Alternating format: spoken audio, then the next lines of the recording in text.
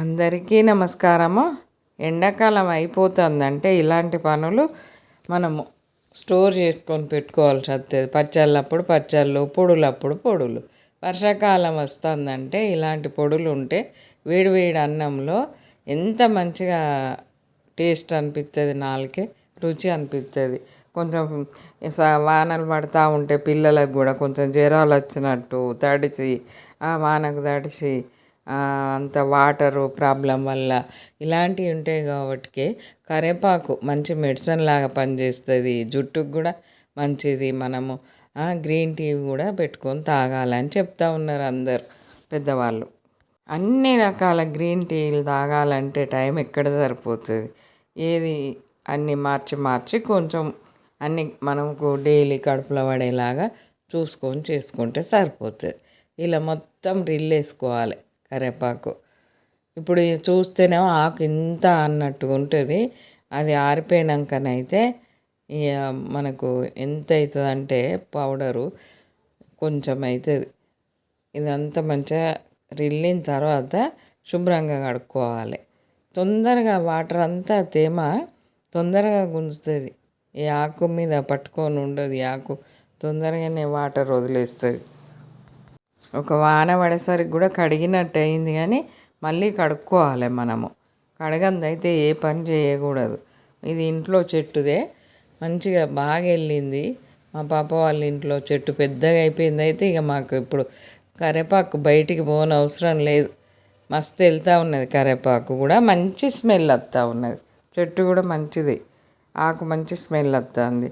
కొందరి ఇళ్ళల్లో ఆకు కొంచెం వేరే వేరే చెట్ల కరివేపాకు కొంచెం వాసన రాదు, కానీ ఇది బాగా స్మెల్ వస్తుంది. మంచిగా ఉన్నది కరివేపాకు.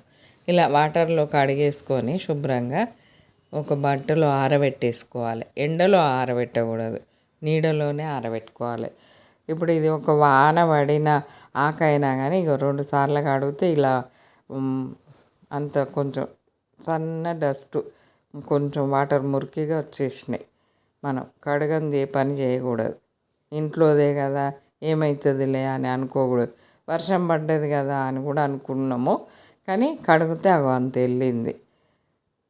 కొంచెం ఇట్లా ఆకు పట్టుకొని ఉంటుంది. ఈ ఈ రోజులలో అయితే డస్ట్ ఏమొస్తూ ఉన్నది అసలు. వెనకటినైతే చెట్టు మీద తెంపుకొచ్చి అట్లా కూరలు వేసుకునే వాళ్ళు పాత రోజులప్పుడు. అప్పుడు కడగకనే పోదురు సరిగా పెద్దవాళ్ళు. ఇలా ఆరిపోయింది మొత్తం బట్టల వెడల్పులో పోసుకుంటే. మనకు ఎలా సౌండ్ వస్తుంది చూడండి. ఆకు ఇది ఆకు కొంచెం మందంగా ఉంటుంది కాబట్టి మనము గట్టిగా నొక్కినా కానీ ఆకు చూడు ఎట్లుంటుంది. అది మంచిగా గలగల సౌండ్ వస్తుంది. ఎండింది. కొంచెం ఇట్లా మాడిపోకుండా మనము ఇది మునగాకైనా ఈ కరివేపాకైనా ఏదైనా దగ్గర కలుపుకోవాలి. చిన్న మంట పెట్టాలి. పెద్ద మంట అస్సలుకు పెట్టకూడదు. చిన్న మంట పెట్టాలి. ఇట్లా పెద్ద కడాయిలు పెట్టుకొని వేయించుకోవాలి. ఇనుప కడాయిలో ఏ కర్రీ వండినా ఎవి వేయించినా కానీ మనకు మిల్లెట్స్ కానీ లడ్డుకు కానీ ఇట్లా పొడులకు వేటికైనా కానీ మనము నాన్ వెజ్ పచ్చళ్ళు పెట్టినా కానీ ఇనుప కడాయిలో వండితే టేస్ట్ బాగుంటుంది. ఇట్లా అంతా వేయించేసుకొని కొంచెం చల్లగా కానియాలి. వేడి పైనే పౌడర్ మనం గ్రైండర్లో వేయకూడదు. ఆకు ఇలా ఇదంతా వేయించి పక్కన పెట్టేసుకోవాలి. మొత్తం కంప్లీట్ చల్లగా అయిపోవాలి. వేడి పైన వేస్తే ఏంటంటే ఆవిరిలాగా వచ్చి తేమ వచ్చేస్తుంది. అంత నీరులాగా వచ్చేస్తుంది. మనం పౌడర్ గ్రైండర్కి వేసేటప్పుడు కూడా అట్లనే మూత పెట్టి ఆగకుండా తిప్పకూడదు. ఆపుకుంటూ ఆన్ చేసుకుంటూ తిప్పుకోవాలి ఆకేసినాక.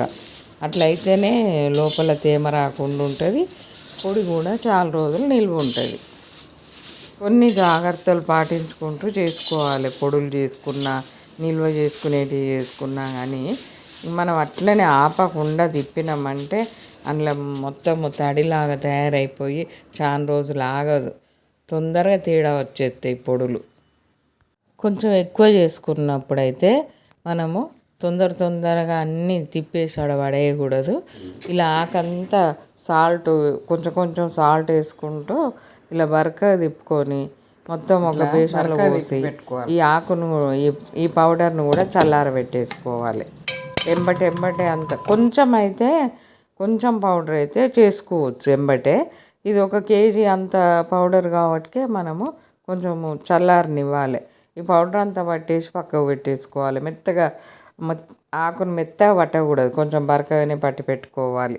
ఇలా రెడీ చేసిన దాన్ని కూడా మనం స్టోర్ చేసి పెట్టుకోవచ్చు.